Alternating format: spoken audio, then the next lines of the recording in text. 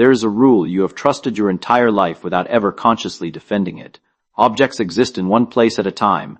Your phone is either on the table or in your hand. Your body occupies a single position in the room. A coin cannot be both in your pocket and on the floor simultaneously. This feels so obvious that questioning it sounds absurd. Locality, the idea that things have definite positions, is not just common sense. It is the foundation of how you navigate reality. From childhood, your brain builds a map of the world using boundaries and locations. Toys are here, walls are there, people stand over there. Movement is simply the act of changing position from one place to another. Every action assumes that an object must first leave one location before arriving at another. Distance separates, space contains, things occupy points. That framework feels airtight. Physics reinforced this intuition for centuries. Classical mechanics described the world as particles moving along precise trajectories. Even when the math became complicated, the underlying picture remained simple. Tiny solid bits of matter flying through empty space. If you knew their positions and velocities, you could predict the future. Nothing mysterious. Nothing ambiguous. Just location and motion. But here is the tension. The deeper scientists looked into matter, the less this comfortable picture survived. The very entities we call particles, electrons, photons, atoms, refused to behave like tiny billiard balls. They did not commit to single paths. They did not always occupy definite points. When isolated and tested under controlled conditions, they began to act in ways that directly violated the rule you never questioned. Pause for a moment and consider what is really at stake. If something can exist in more than one place at the same time, then space is not what you think it is. Location is not what you think it is. The entire idea that reality is built from little dots sitting at coordinates begins to fracture. That is not a minor adjustment. That is a structural collapse. You might instinctively resist this. Maybe the measurements are flawed.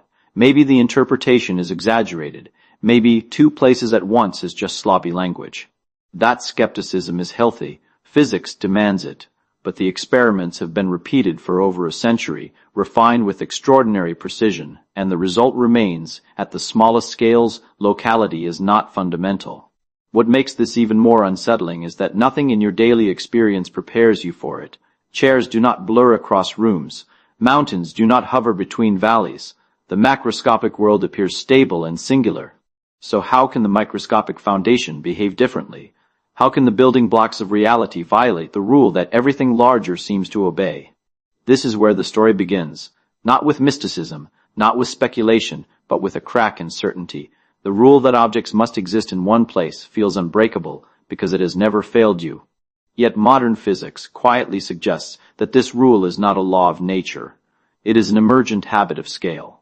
And if that is true, then the reality you rely on is not as local as it appears. If particles truly exist in only one place at a time, then the double-slit experiment should be simple. Fire tiny bits of matter at a barrier with two narrow openings, and they should pass through one slit or the other. Like grains of sand tossed toward a fence, each particle should leave a single localized mark on the screen behind it. Over time, you would expect two clusters to form one behind each slit. Clean, predictable, local.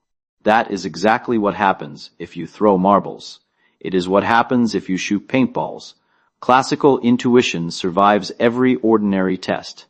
So when early 20th century physicists performed this experiment with electrons, tiny particles of matter, they expected the same outcome. After all, electrons were supposed to be little charged beads. Small, yes. Strange, perhaps. But still localized objects.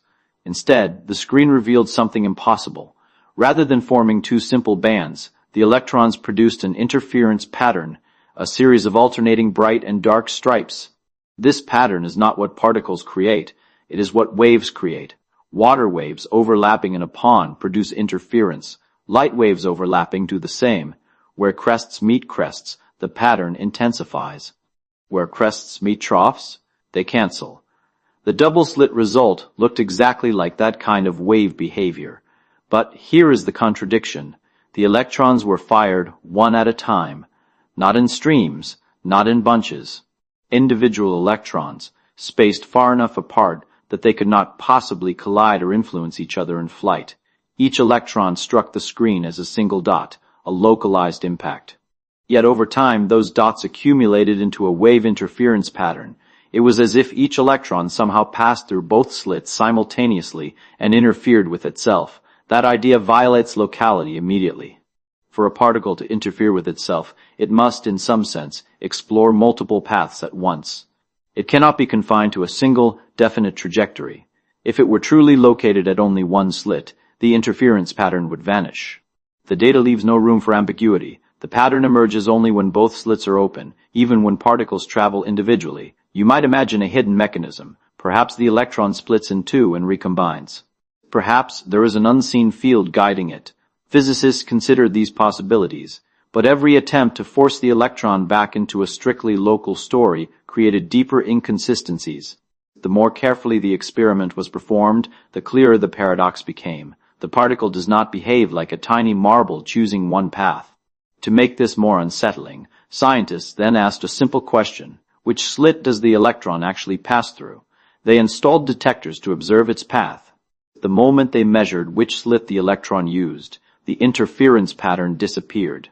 The screen reverted to two simple bands exactly as classical particles would produce. Observation restored locality but destroyed the wave pattern. This is the fracture point. When unobserved, the electron behaves as though it traverses both slits. When observed, it commits to one. The act of measurement changes the outcome, not by nudging the particle physically, but by altering the conditions under which its behavior is defined. The rule you never questioned, that objects must exist in one place, no longer holds cleanly at the quantum level. The double-slit experiment does not suggest that particles secretly wiggle between positions too quickly to detect. It suggests something more radical. Before measurement, the electron does not possess a single definite location in the classical sense. Its behavior is described by a spread-out set of possibilities. Only when forced into a measurement does one position become actualized. This is not philosophical speculation. It is an experimentally verified pattern observed countless times, and it leaves us standing at a dangerous threshold. If a single particle can behave as though it occupies multiple paths, then locality is not fundamental, it is conditional.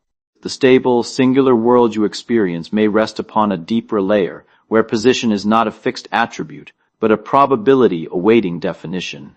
The double-slit experiment becomes truly unsettling at the precise moment you decide to look.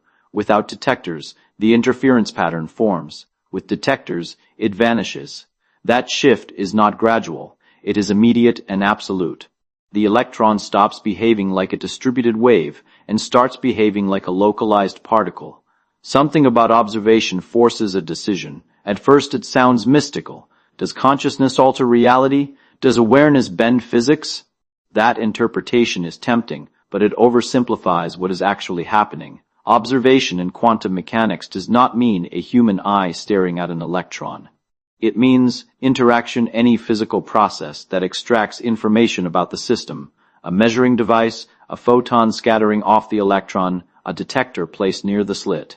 The moment information about which path becomes available, the interference disappears. Here is the contrast. Unmeasured, the electron spreads across possibilities. Measured, it resolves into a single outcome. The mathematical description of this spread is called a wave function. It encodes all possible positions the electron could occupy, along with their probabilities. Before measurement, the wave function evolves smoothly, as though the electron explores multiple paths simultaneously.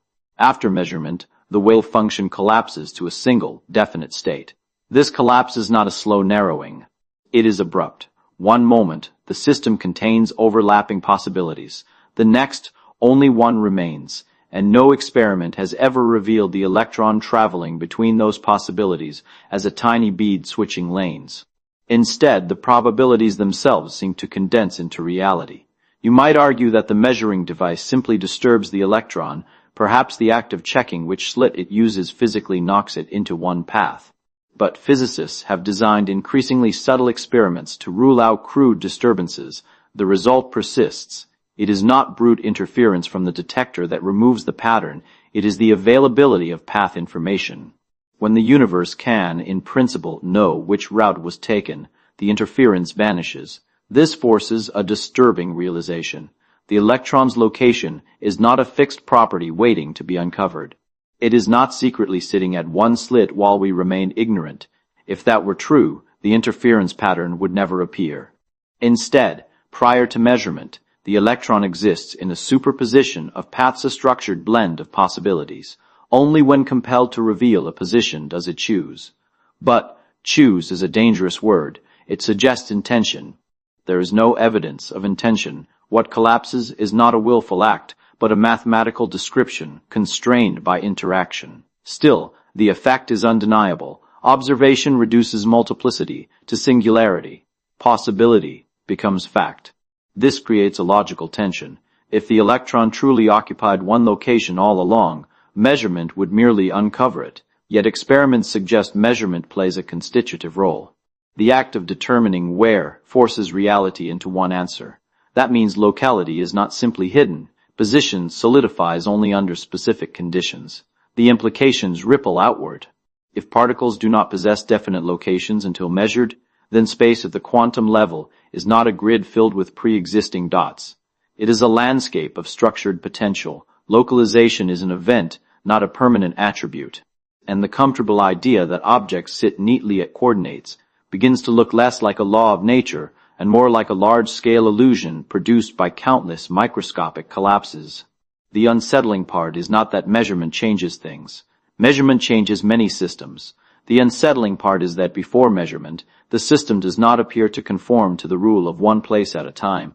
It inhabits a richer description, one that resists classical locality. Observation does not just reveal position, it helps create it. If the double-slit experiment cracks the surface of locality, superposition tears it open completely. The word itself sounds abstract, almost harmless. But what it describes is anything but ordinary. A particle in superposition is not hiding in one place, while we remain ignorant of it. It is not flickering rapidly between positions. It is described by a state that genuinely includes multiple possibilities at once. Here is the contrast that matters. In classical physics, uncertainty means ignorance. If you do not know where a marble is, it still has a definite location. Your lack of knowledge changes nothing about the marble itself. In quantum mechanics, uncertainty is built into the system. The particle does not possess a single, definite position before measurement. Its state spreads across space in a mathematically precise way. Imagine striking a piano key in a quiet room. The note that fills the air is not a point. It is a vibration distributed through space. You cannot isolate it to a single atom of air. The sound exists as a pattern, extended and structured. Superposition is similar in spirit, but far stranger. The particle is not smeared like fog. It is described by a wave function that assigns probabilities across different locations, creating a structured field of potential outcomes. This does not mean the particle is physically duplicated. There are not two tiny electrons sitting at separate coordinates. Instead, the quantum state contains overlapping possibilities that can interfere with each other. That interference is real and measurable. It shapes outcomes in experiments. If superposition were merely a gap in our knowledge, interference patterns would not appear. Yet they do, repeatedly and precisely. What makes superposition so destabilizing is that it refuses to fit inside ordinary spatial language. We are trained to think in terms of here and there, left or right, present or absent. Superposition replaces that binary structure with something layered. The particle's position becomes relational, defined through probability amplitudes that can reinforce or cancel each other. Location is no longer a simple coordinate. It is part of a dynamic mathematical structure. Physicists have pushed this idea beyond electrons. Entire atoms, even small molecules, have demonstrated superposition in carefully controlled experiments. The larger the system, the harder it is to maintain coherence, but the principle remains consistent. The rules do not suddenly revert to classical behavior at some invisible boundary. Instead, classical behavior emerges when superpositions become entangled with complex environments, effectively hiding their interference. This is where intuition fails again. You might try to picture the particle as half in one place and half in another, but that picture is misleading. Superposition is not division. It is not a matter of splitting substance. It is a description of how the system behaves when undisturbed. Only when interaction forces a definite outcome does the spread resolve into a single observed location. So when we say a particle exists in two places, we are compressing a deeper truth into everyday language. What actually exists is a structured distribution of possibilities encoded in the wave function. Those possibilities are not imaginary. They shape measurable phenomena. They determine how particles scatter, how atoms bond, how matter behaves at the smallest scales. And here's the quiet implication. If position itself can exist in layered states, then space is not a rigid container filled with pinpoint objects. It is a stage where patterns of probability unfold. Superposition does not just challenge locality. It suggests that locality is a surface feature emerging from a deeper non-classical structure. The particle is not strictly here or there. It is defined by a state that transcends the simple boundaries we instinctively trust. If superposition unsettles your sense of position, entanglement goes further and unsettles your sense of distance. Two particles interact briefly, share a common origin, and then fly apart. According to classical thinking, once they separate, each should carry its own independent properties. Space should isolate them. Distance should dilute their connection. That assumption feels unavoidable. After all, separation is what makes individuality possible. Quantum mechanics disagrees. When two particles become entangled, their states merge into a single mathematical description. Even if they travel light years apart, the system must be treated as one unified entity. Measure one particle, and the state of the other becomes instantly constrained, no matter the distance between them. Not gradually, not after a signal travels. Instantly. This is where Einstein grew uneasy. He famously called it spooky action at a distance. He suspected that quantum theory was incomplete, that hidden variables might secretly determine the outcomes in a local way. Perhaps the particles carried pre-arranged instructions from their shared past, eliminating the need for any non-local connection. That explanation would preserve locality while keeping quantum predictions intact. For decades, this remained an open question. Then came John Bell. Bell developed a theorem that transformed the debate from philosophical argument into experimental test. He showed that if local hidden variables existed, if each particle carried predetermined instructions consistent with classical locality, then certain statistical correlations would obey strict limits. Quantum mechanics predicted violations of those limits. Experiments were designed to check which description matched reality. They sided with quantum mechanics. Repeated tests, increasingly sophisticated and loophole-free, confirmed that entangled particles produce correlations stronger than any local hidden variable theory allows. The results cannot be explained by pre-written instructions traveling slower than light. Something deeper is at work. The correlations are real, measurable, and incompatible with classical locality. Pause and consider what that means. When two entangled particles are separated by vast distances, measuring one immediately constrains the possible result of measuring the other. No usable signal travels between them. No information is transmitted in a way that allows faster than light communication, yet the joint system behaves as a unified whole. Distance, at least at the quantum level, does not break connection the way we expect. The entangled state does not fragment simply because its components move apart. Space does not sever the relationship. The mathematical description remains single and indivisible. This is not mystical telepathy. It is a structural feature of quantum theory confirmed by experiment. The entangled system is not composed of two independent objects exchanging hidden messages. It is one system described across space. Locality, in the classical sense, does not apply. Here is the contrast that matters. In classical physics, influence travels through space. In quantum entanglement, correlation transcends space. The particles are not communicating across distance. They are parts of a shared state that was never truly split. If superposition challenged the idea that a particle occupies only one place, entanglement challenges the idea that separated objects are truly independent. Separation may be real at our scale, but at the quantum level, the universe seems less like a collection of isolated points and more like an interconnected structure where distance does not always mean disconnection. Up to this point, you might still be searching for an escape route. Perhaps superposition and entanglement only look strange because our measurements are incomplete. Maybe particles do have definite properties, hidden beneath the surface, waiting to be discovered.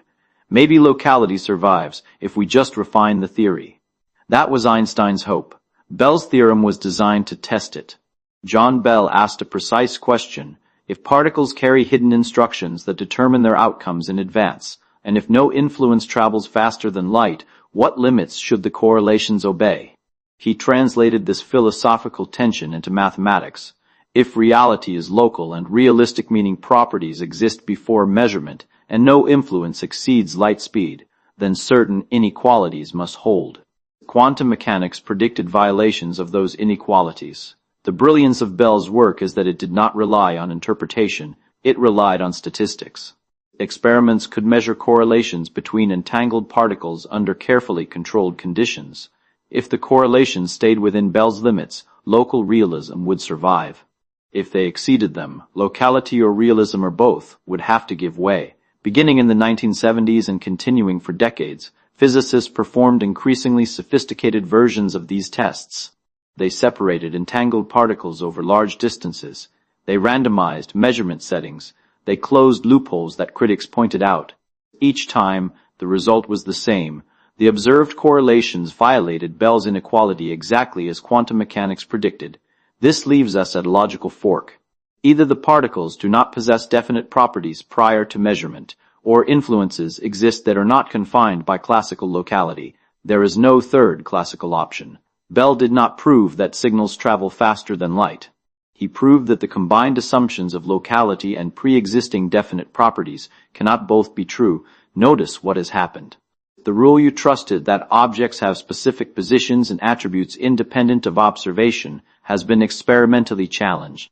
And the rule that influences must remain local, confined by spatial separation, has also been challenged. At least one must fall. Experiments tell us that the classical picture cannot be preserved intact. Some interpretations choose to abandon realism. Properties do not exist until measured. Others abandon strict locality, allowing non-local connections embedded within the theory's structure. Still others attempt radical reconstructions of space-time itself, but none restore the simple, intuitive world of independent particles moving along predetermined paths. This is why Bell's theorem is so powerful. It moves the conversation from speculation to constraint. You are not free to imagine a hidden classical mechanism that saves locality. The data rules it out. Whatever reality is at its core, it does not obey the classical combination of separateness and predetermined properties. The uncomfortable truth is this: the universe is not built from tiny, self-contained pieces interacting only through local contact. The experimental record forces a deeper conclusion. Either reality is not strictly local, or it is not strictly composed of pre-existing, well-defined properties, or both. Bell did not tell us which interpretation is correct. He told us the classical one is not. And that is the point where local reality, as you inherited it from everyday intuition, begins to collapse. Once Bell's theorem closed the classical escape routes, physics faced an uncomfortable responsibility. If locality or realism must fail, how do we describe what replaces them? Quantum mechanics predicts outcomes with extraordinary precision, yet its mathematical formalism does not tell a single agreed-upon story about what is really happening. That gap has produced competing interpretations, each attempting to rescue coherence from paradox. The Copenhagen interpretation takes the pragmatic route. It accepts superposition as a complete description before measurement and treats collapse as a fundamental feature of reality. The wave function encodes possibilities, and measurement reduces them to a single outcome. It does not attempt to explain collapse mechanically. It simply asserts that this is how nature behaves. Locality, in the classical sense, is not preserved. The many worlds interpretation refuses to accept collapse at all. Instead, it argues that the wave function never reduces. Every possible outcome of a quantum event actually occurs, each in a separate branch of a constantly splitting universe. When a particle appears to choose a position, the universe divides into versions in which each outcome exists. Locality is not restored. Rather, the concept of a single shared outcome dissolves. Then there is the de Broglie-Bohm pilot wave theory. It reintroduces definite particle positions, guided by a non-local wave. In this model, particles always have precise locations, but their trajectories are influenced instantaneously by a guiding wave that spans space. Realism is saved, particles are always somewhere, but strict locality is sacrificed. The theory accepts non-local connections as fundamental. Objective collapse theories propose that superpositions spontaneously reduce without observation, triggered by physical processes not yet fully understood. These models attempt to modify quantum mechanics itself, introducing mechanisms that localize particles at larger scales. They preserve a more classical picture of macroscopic reality, while accepting that something non-local or indeterministic operates at the microscopic level. What is striking is not which interpretation you prefer, but what they share. None restore the comfortable world of tiny independent beads interacting only through local contact. Each sacrifices something: locality, singular reality, determinism, or simplicity. The classical worldview does not survive intact in any serious quantum interpretation. Notice the pattern. Every attempt to describe what happens when particles appear in multiple places forces a revision of space, causality, or identity. The interpretations disagree about the mechanism, but they converge on one conclusion: locality is not fundamental in the way everyday intuition assumes. This is not a failure of physics. It is a reflection of how deeply quantum mechanics departs from classical assumptions. The mathematics works, the predictions match experiments. The disagreement lies in how we narrate the underlying reality. Are there many worlds? Non-local pilot waves? Genuine collapses? Or something else, not yet conceived? What matters for our question is this: regardless of interpretation, the idea that particles exist in strictly local, independent states does not hold at the quantum level. The structure of reality must be broader than that. The interpretations are different maps of the same unfamiliar terrain, each acknowledging that the classical boundary between here and there is no longer absolute. When you hear that a particle exists in two places, your mind probably imagines duplication. Two tiny copies of the same object, sitting at different coordinates, like identical coins placed on separate tables. That picture is intuitive, but it is wrong. Quantum mechanics does not describe particles as duplicated bits of substance. It describes structured states distributed across possibilities. The key shift is this: particles are not fundamental little beads. In modern physics, they are excitations of underlying quantum fields. These fields are not located at a single point. They exist everywhere. An electron is not a tiny marble moving through empty space. It is a localized pattern, an excitation within the electron field that permeates the universe. When that excitation is in superposition, it is not split into multiple solid fragments. Instead, the field itself is in a state that assigns non-zero probability amplitudes to different regions. The two places language compresses this into everyday terms, but the deeper description is about structure, not duplication. Imagine plucking a guitar string. The vibration is not confined to a single microscopic point. It spreads along the length of the string in a pattern determined by its harmonics. If you lightly touch the string at one point, the pattern changes instantly along the whole structure. The vibration is not many separate objects. It is one distributed configuration. Quantum superposition works in a similar conceptual way, though far more abstractly. The particle's wave function is a mathematical structure encoding how the field behaves across space. Different regions can contribute to the overall state, interfering constructively or destructively. When a measurement occurs, that distributed structure resolves into a single localized detection event. This resolution does not mean the particle was secretly duplicated. It means the underlying field was described by overlapping possibilities that collapsed into one realized outcome. The appearance of being in two places reflects the structure of the wave function, not a literal multiplication of matter. Understanding this prevents a common misunderstanding. Quantum mechanics is not claiming that reality is chaotic duplication. It is claiming that the fundamental layer of reality is relational and structured. Position is not an intrinsic tag attached to a bead. It is an emergent property that becomes definite when interactions constrain the system. The contrast is subtle but essential. Classical thinking treats objects as primary and fields as secondary influences. Quantum field theory reverses that priority. Fields are fundamental. Particles are temporary patterns within them. When those patterns enter superposition, it is the field's configuration that spans multiple possibilities.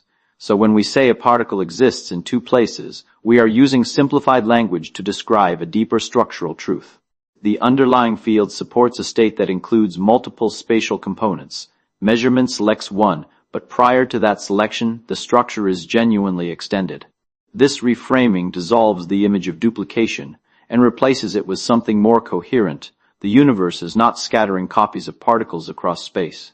It is supporting distributed configurations that only appear local once interaction forces a definite outcome. The mystery remains profound, but it is not about multiplication. It is about how structure gives rise to position. If particles are excitations of fields rather than tiny solid beads, then the classical image of the universe as a collection of objects begins to dissolve. We grow up thinking reality is made of things, chairs, stones, planets, atoms, each occupying space like self-contained units. But quantum field theory suggests something more radical. What truly exists are fields, continuous entities spread throughout space-time. What we call particles are localized events within those fields. This is not poetic language. It is the formal structure of modern physics. Every type of particle corresponds to a specific quantum field. There is an electron field, a photon field, a quark field. These fields do not switch on only where particles appear. They exist everywhere, even in what we casually call empty space. A particle is simply a quantized vibration, a ripple within its respective field. Here is the crucial contrast. In the classical picture, objects move through space. In the quantum field picture, space is already filled with fields, and what we observe as motion is the propagation of structured excitations within them. The field is primary, the particle is secondary. When a particle appears to be in two places, it is the field state that spans multiple regions, not a tiny object teleporting or duplicating itself. This shift resolves some confusion while deepening others. If fields are everywhere, then locality is no longer about isolated beads interacting across gaps. It becomes about how field configurations evolve and correlate. Entanglement, for example, no longer requires two distant particles sending signals. It reflects a shared field state extended across space. What seemed like non-local influence is a feature of a unified structure. Consider a stadium wave again, but think beyond the crowd analogy. The pattern that moves through the stadium is not an object separate from the people. It is a coordinated configuration of individuals already present. The wave is a relationship among them. Likewise, particles are relational patterns within fields that already fill the universe. The field does not travel. Its excitations propagate according to precise mathematical rules. This perspective also clarifies why superposition is natural at the quantum level. A field can support overlapping configurations without contradiction, just as a vibrating string can simultaneously contain multiple harmonic modes. A quantum field can encode multiple spatial possibilities within a single coherent state. Only when interactions force to coherence does one configuration become dominant and classical. The implication is profound. If the universe is not fundamentally made of localized things, then position is not a primitive ingredient of reality. It is an emergent feature of how field excitations interact at larger scales. The solidity of matter, the definiteness of objects, the separateness of locations, these arise from stable patterns within underlying fields. Local reality, as we experience it, may therefore be a large-scale approximation. At the microscopic level, the universe is not a grid of points filled with tiny pellets of matter. It is a continuous network of fields whose structured vibrations give the appearance of objects. The two places at once phenomenon is not a glitch in this picture. It is a reminder that what we call a particle is never a self-contained thing. It is a dynamic expression of something deeper and everywhere. At this point, an obvious objection rises. If entangled particles influence each other instantly across distance, doesn't that mean something travels faster than light? Doesn't that violate Einstein's central principle, that no signal can exceed light speed? The tension is real, and it must be addressed carefully. Quantum mechanics challenges locality, but it does not casually discard causality. The key distinction is between correlation and communication. When two particles are entangled, their measurement outcomes are correlated in a way that defies classical explanation. If you measure one particle's spin and find it up, the other will be down, even if separated by vast distances. That relationship appears instantaneous, yet no usable information is transmitted through this correlation alone. Here is why. Before measurement, each individual outcome is random. You cannot control whether your particle will register up or down, the result is inherently probabilistic. Because you cannot choose the outcome, you cannot encode a message in it. Even though the distant particle's state becomes constrained immediately, the observer there sees only a random sequence until classical communication compares results. In other words, entanglement links outcomes, but it does not allow one observer to send instructions to another faster than light. The correlations become evident only when the two parties later share data through ordinary, light-speed-limited channels. Causality, the principle that cause precedes effect within light-speed boundaries, remains intact. This subtlety is often misunderstood. Non-locality in quantum mechanics does not mean that influences zip through space instantaneously, like invisible messengers. It means the joint state of the system is not decomposable into independent local pieces. The connection exists at the level of description, not as a controllable signal. Space does not mediate the relationship in the classical sense, but neither does it allow causal violations. Einstein's discomfort was justified. His theory of relativity tightly binds space and time, enforcing strict speed limits for causal influence. Quantum mechanics respects those limits operationally. No experiment has ever demonstrated faster than light communication. Yet the theory forces us to abandon the assumption that physical reality consists solely of independent local entities interacting through mediating signals. The contrast becomes clearer if you imagine two gloves placed in separate boxes. If you open one box and find the left glove, you instantly know the other contains a right glove. That knowledge is not transmitted, it reflects prior arrangement. Entanglement is deeper than this analogy, but the principle is similar. Correlation does not equal signaling. The difference is that quantum correlations cannot be explained by predetermined local properties, as Bell's theorem revealed.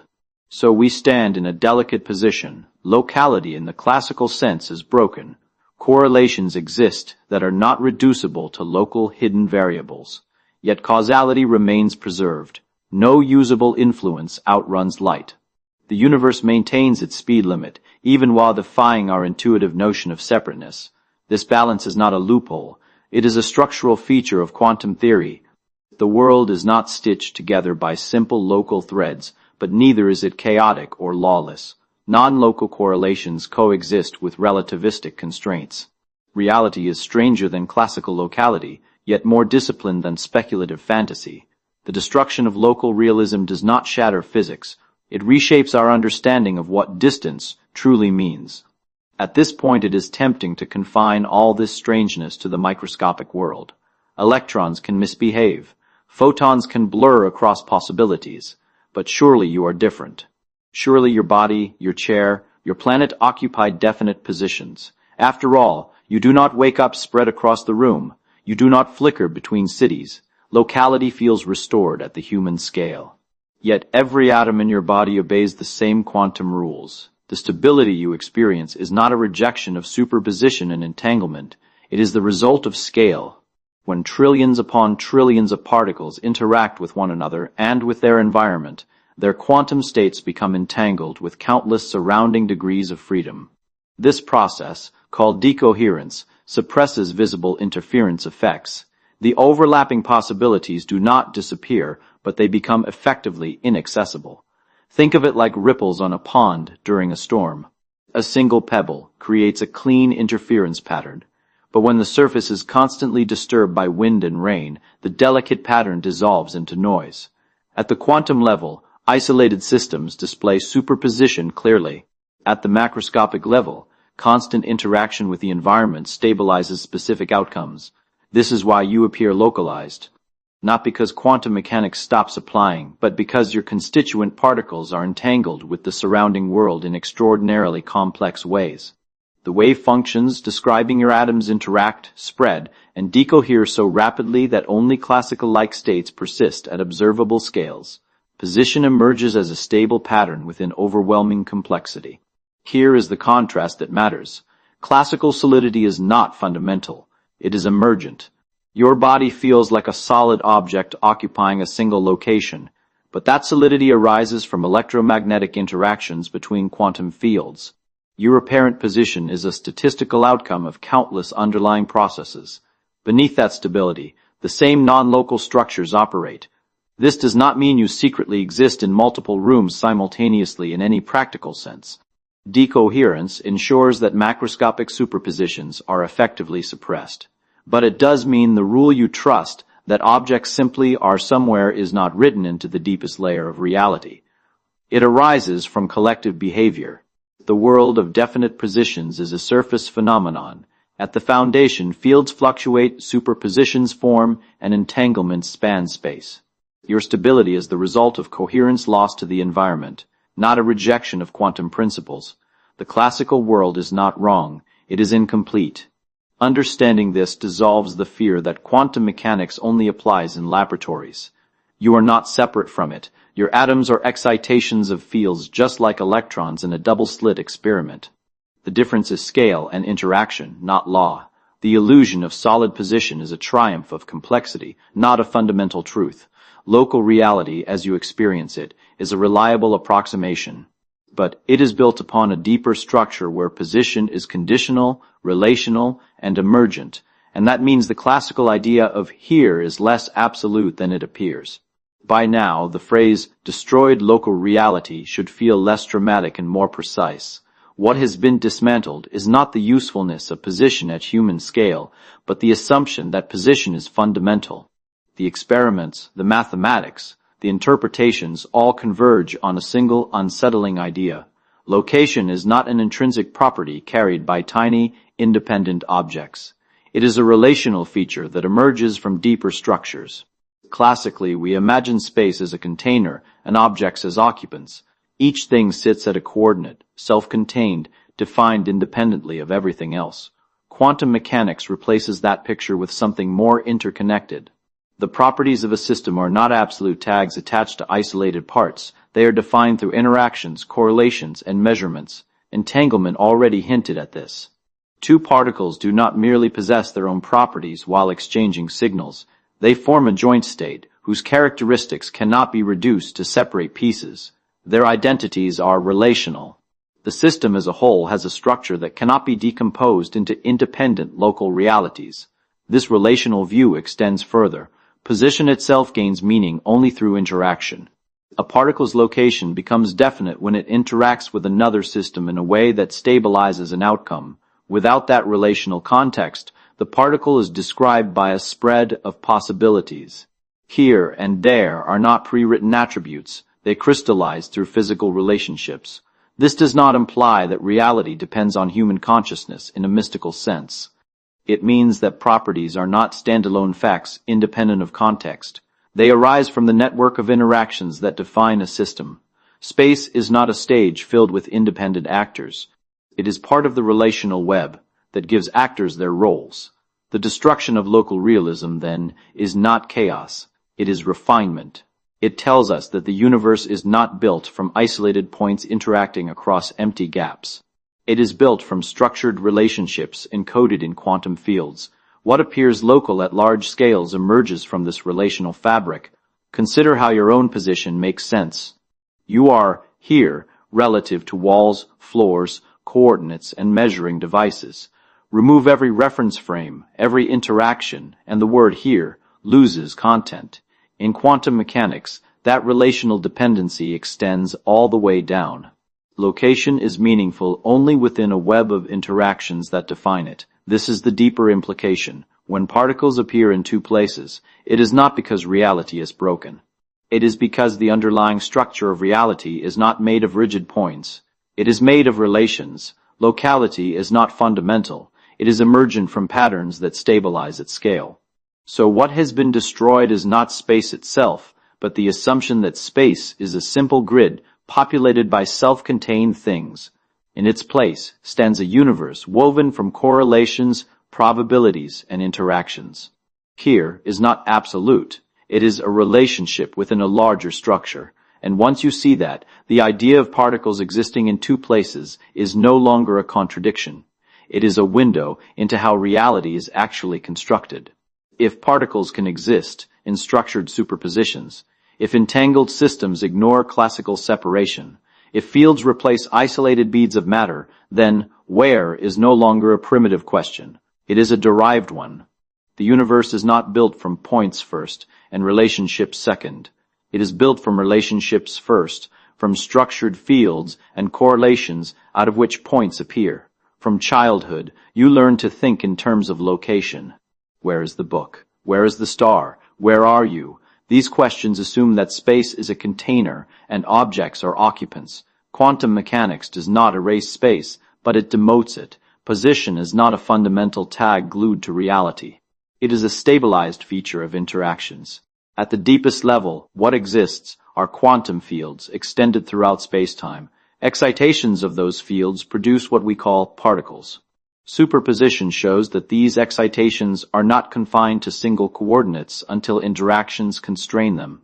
Entanglement shows that separation does not sever unity. Decoherence shows how stable positions emerge from complexity.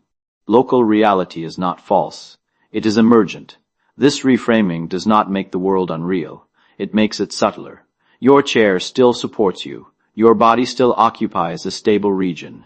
But beneath that stability lies a network of structured possibilities, correlations, and field dynamics that do not obey the simple rule of one place at one time in the way intuition demands. The end of classical locality is not the end of order. It is the end of naive spatial thinking. Reality is not a mosaic of isolated dots. It is a relational fabric in which position crystallizes through interaction. The question is no longer simply where is it, but how is it related? Particles existing in two places do not destroy reality. They reveal that place was never the foundation we thought it was.